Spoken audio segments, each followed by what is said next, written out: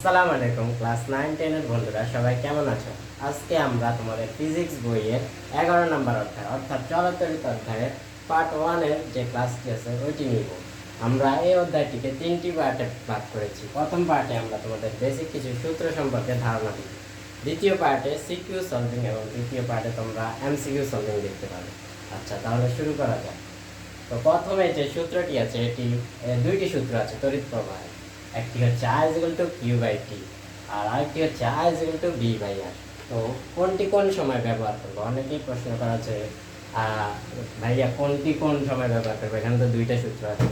তো I = Q/T যেটা আছে অর্থাৎ যেখানে চার্জ ও সময় ভাগাকারে আছে ওই সূত্রটি তোমরা এমসিকিউর ক্ষেত্রে ব্যবহার করবে। অর্থাৎ তোমরা তোমাদের এমসিকিউ গাইডটি খুলে দেখো, এখানে তোমরা দেখতে পাবে যে অনেকগুলো এমসিকিউ দেওয়া আছে যেগুলো I = Q/T দিয়ে করা লাগবে। তো ওই সূত্রের ক্ষেত্রে তোমরা দেখতে পাবে Q/T দেওয়া আছে প্রশ্নের মধ্যে। কিউ হচ্ছে তোমাদের প্রশ্ন দেওয়া থাকবে একটা চার্জ যেটা একক হচ্ছে চার্জ বা সি দিয়ে প্রকাশ করা।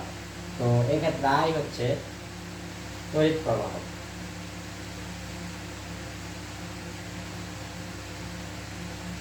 যাকে অ্যাম্পিয়ার দ্বারা প্রকাশ করা হয়, অ্যাম্পিয়ার অর্থাৎ এ, এবং কিউ হচ্ছে চার্জ যা সি দিয়ে প্রকাশ করা হয়, যার একক সি।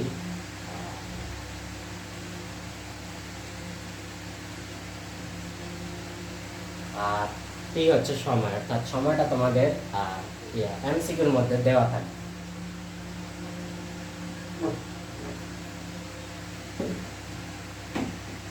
হচ্ছে সেকেন্ড। আচ্ছা, পরবর্তী সূত্রটি দেখো। পরবর্তী সূত্র দেওয়া আছে I = V/R।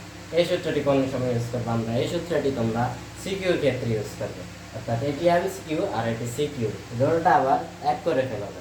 তো I = V/R, এই সূত্রে I হচ্ছে তড়িৎ প্রবাহ সেম, আর V হচ্ছে তোমার ভোল্টেজ যা তোমার প্রশ্নে দেওয়া থাকবে। ধরো ভোল্টেজ,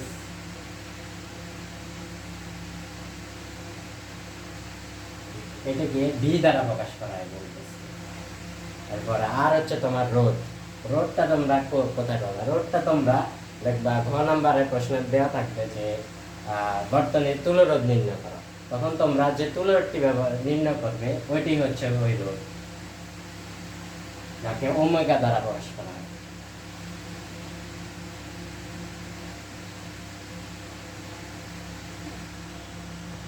পরবর্তীতে আমরা যে সূত্রটি দেখতে পাচ্ছি সেটি হচ্ছে I = V/R। এই সূত্র কোনটা? এই সূত্র হচ্ছে এই সূত্রের আরেকটা রূপ, অর্থাৎ এই সূত্রকে আমরা অন্তরীকরণের মাধ্যমে বা ধরো এখানে আড়াআড়ি গুণ করার মাধ্যমে I = V/R আসছে, অর্থাৎ V = IR, এভাবে আর কি। এটার সাথে 1 গুণ হবে আর এটার সাথে I গুণ হবে। এখানে আমাদের I হচ্ছে তড়িৎ প্রবাহ আর R হচ্ছে রোধ। রোধটা আমরা তুলরোধ থেকেই নিব, অর্থাৎ তুলরোধের মাধ্যমে রোধটা আসবে। আর I হচ্ছে বর্তনীর তড়িৎ প্রবাহ, অর্থাৎ I তোমরা এই সূত্রটি যেটা বের করবে ওইটা হচ্ছে এই I।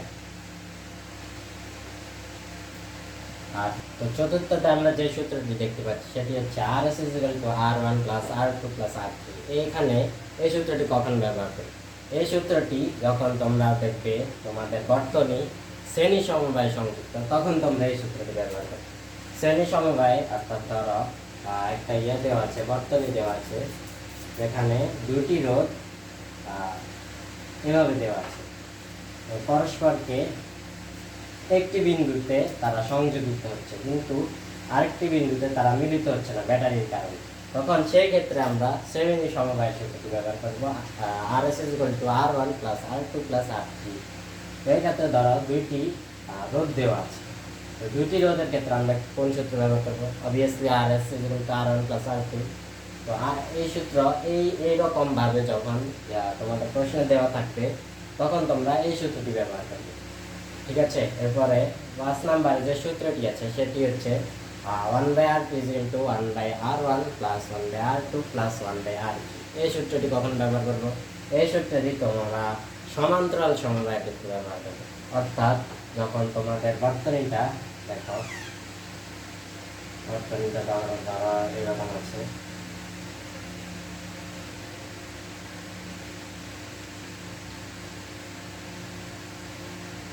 এটা R1 একটা রোধ আর R2 একটা রোধ। ধরো তোমাদের প্রশ্ন দেওয়া থাকলে বর্তনীটা এইভাবে আছে, তখন এই বর্তনীর তুলরোধ বের করো, যখন এভাবে দেওয়া থাকবে তখন তোমরা এই সূত্রটি ব্যবহার করবে। তখন এই সূত্রটি কি ব্যবহার করবে, এখানে দুইটি রোধ আছে যেহেতু, তাহলে R1 প্লাস R2 হবে, R3 হবে না। তাহলে এটা কি, ধরো এটা 5 ওমেগা দেওয়া আছে, 5 ওমেগা দেওয়া আছে, তখন তোমরা সূত্রটি এই সূত্র ইউজ করে বের করবে 1/R is equal to 1/5 plus 1/5। এইভাবে তোমরা এই সূত্রটি ব্যবহার করে সমান্তরাল সমবায়ের ক্ষেত্রে তুলরোধ নির্ণয় করবে।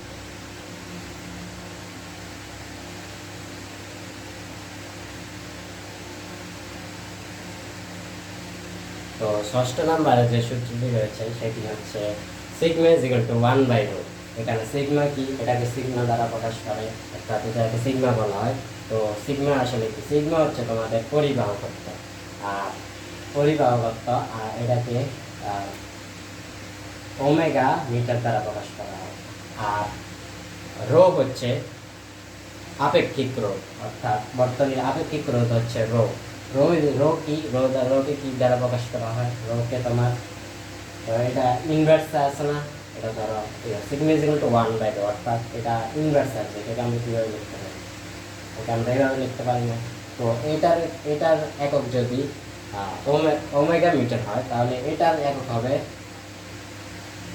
1/ওমেগা মিটার, অর্থাৎ এটাকে আমরা লিখতে পারি ওমেগা মিটার ইনভার্স 1। এইভাবে লেখা যায় না এটা। তাহলে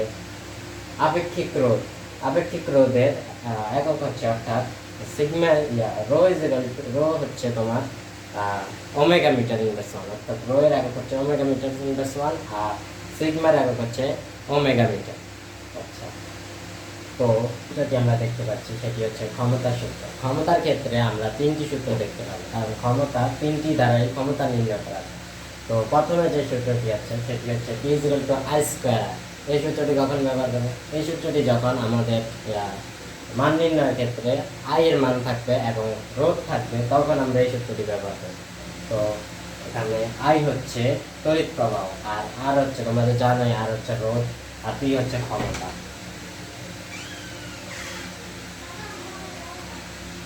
ক্ষমতাকে ওয়াট দ্বারা প্রকাশ করা হয়, ওয়াট দ্বারা প্রকাশ করা হয়। আর সপ্তম নম্বরে যে সূত্রটি দেখতে পাচ্ছি সেটি হচ্ছে P = VI। এই সূত্রটি কখন ব্যবহার করা হয়, এই সূত্রটি যখন আমাদের ভোল্টেজ থাকবে এবং তড়িৎ প্রবাহ থাকবে, তখন আমরা এই সূত্রটি ব্যবহার করতে পারি। এখানে V হচ্ছে ভোল্টেজ আর I হচ্ছে তড়িৎ প্রবাহ। আর 3 নম্বরে যে সূত্রটি দেখতে পাচ্ছি, অর্থাৎ ক্ষমতার 3 নম্বর সূত্র যেটা, সেটি হচ্ছে P = V²/R। অর্থাৎ এখানে তোমরা তড়িৎ প্রবাহ এখানে ক্ষমতা নির্ণয় করতে রোধ আর ভোল্টেজ দেওয়া থাকে। তো ভোল্টেজ তোমরা এই সূত্রটি কখন ব্যবহার করবে আর এই সূত্রটি কখন ব্যবহার করবে, এটা নিয়ে অনেকের কনফিউশন। তো তোমাদেরকে শর্টকাট একটা টেকনিক বলে দেই। এই সূত্রটি তোমরা ব্যবহার করবে যখন বর্তনী শ্রেণী সমবায়ে থাকবে, আর এই সূত্রটি ব্যবহার করবে যখন বর্তনী সমান্তরাল সমবায়ে থাকবে। এই সূত্রটি তোমরা ইউজ করতে পারো, তবে এই সূত্রটি তেমন একটা দরকার হয় না। তো তাও ইউজ করা যায় যদি বি এর মান ও আই এর মান থাকে, তো এটাও ইউজ করতে পারো, কিন্তু এটা সবসময় মনে রাখবে এটা সমান্তরাল।